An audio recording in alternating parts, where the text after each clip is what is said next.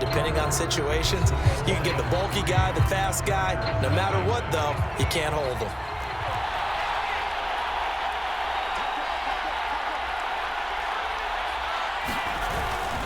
Running on first down, Eckler. And he'll be brought down just shy of the 45. The Chargers going to signal for the first of their timeouts as they get it with under a minute to go now in the football game.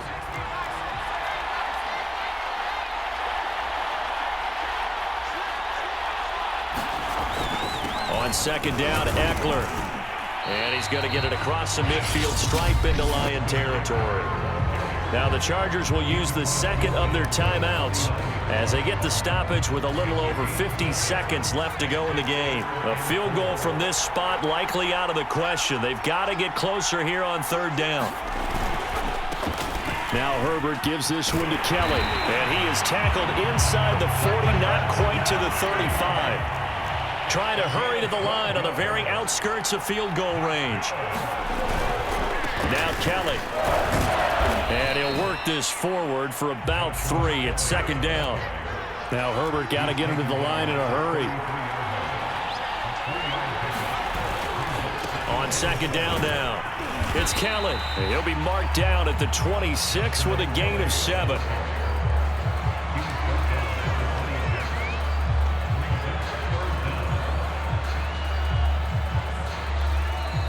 The stadium clock says 0, but the one on your screen is the one that matters, and the officials say yes, it's a timeout with 1 second left to go and a field goal try forthcoming to potentially send us to overtime.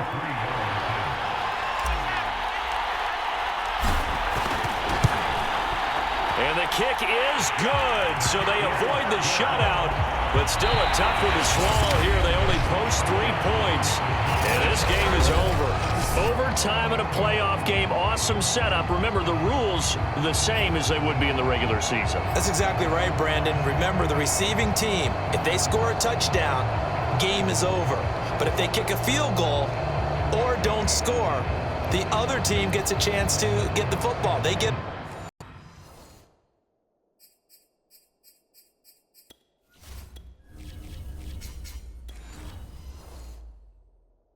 possession. If they go down and score, they win the football game at that point. If both teams... Each team with a possession, each team with a field goal as the kick is away. And no return here to begin the overtime session. That'll be a touchback.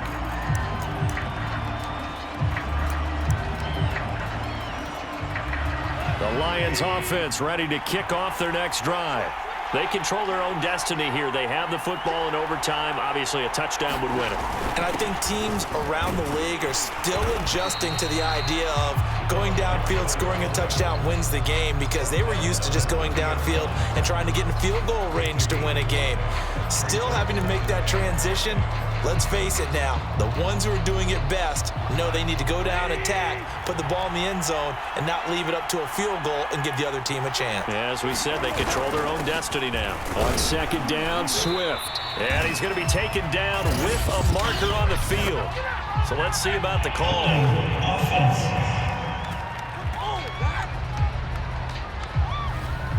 So this will be accepted as it moves the offense backwards.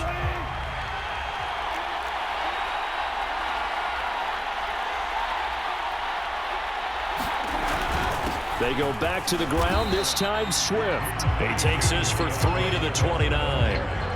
Just not a whole lot of room to operate there on that carry. No, not at all. They did a really nice job staying in their proper places and not allowing any lanes to open up. On third down, here's Williams. And he'll be brought down, still a yard or 2 short even of the first down. So things looking bleak here. They've got to convert on fourth. And now with 6 seconds left in overtime, they're going to take a timeout. So a big move here, playing to win in overtime. They're going to go for it on fourth down. Here we go with Williams. And this will wind up a Lions first down as he's got this up to the 45-yard line. And now the timeout comes in with just 1 second left in overtime. The fourth down run successful. Now they look to pay it off on first down. On the give, this is their fullback. So the OT clock hits 0, and we're still not done. Well, sides need at least one more OT to decide it after this.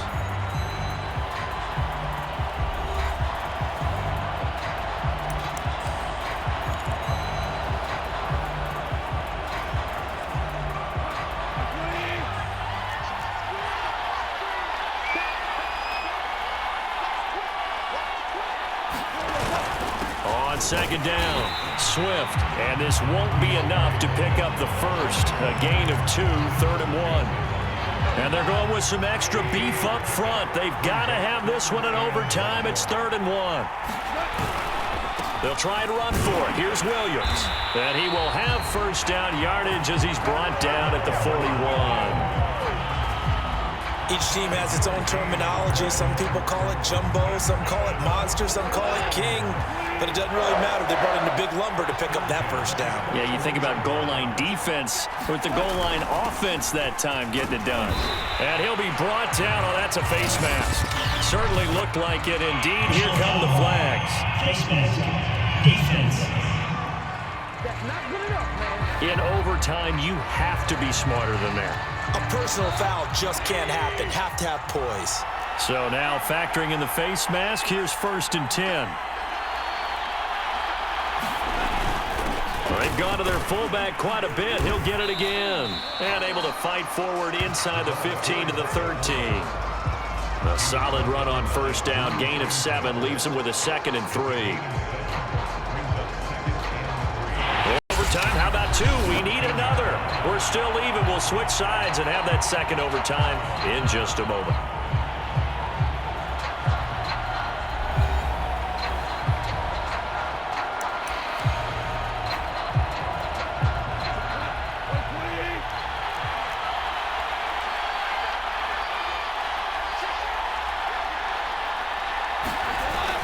On second down now, Swift.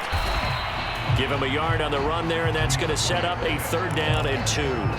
And I know you, with every carry, especially in overtime, you're just saying, if you're that ball carrier, hold on to the football. Hold on to it, protect it, but not necessarily settle it, because you're trying to get to the end zone. You're trying to end the game. And he's into the end zone. Move over, James White. You've got a new rival for best finish to a Super Bowl ever. We needed extra time to decide this one. The rushing score and OT finishes it off, but all throughout, really just a great game to witness. I agree, and the whole time we were watching and working on this game, I had it in the back of my head. We could get to overtime. Just the way this game went, the ebb and flow of it all. And then to get there and finish it what I would call an old school way, a running play, because in today's NFL, we throw the ball to ring the bell, don't we? Not there. They ran it in. And again, just a great, great game that we bore witness to. And the Lions, yes, the Detroit Lions have won the Super Bowl. And to the Super Bowl champions, they etch their name forever in NFL immortality. That's pretty phenomenal right there. It actually gave me chills just to hear you say that, because immortality forever and ever. When you look in the record books, you'll see this team, you'll see their picture, that your name will be a part of it. That's got to be an incredible feeling, because it's been a long journey to get there, and now they get a chance to enjoy it.